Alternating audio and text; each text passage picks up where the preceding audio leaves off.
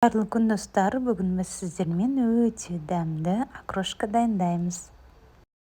Бізге қажетті зат қияр, шұжық немесе пісірілген ет, аскөк, редис, пісірілген картоп, қаймақ, лимон қышқылы, тұз, бұрыш, айран және газдалған су. Ең алдымен ыдысымызға аскөкті салып, үстінен тұз бен бұрышты қосып, сондай-ақ қаймағымызды қосып, шанышқының көмегімен жақсылап араластырып аламыз. Содан соң жаңағы туралған заттарымыздың барлығын салып шығамыз.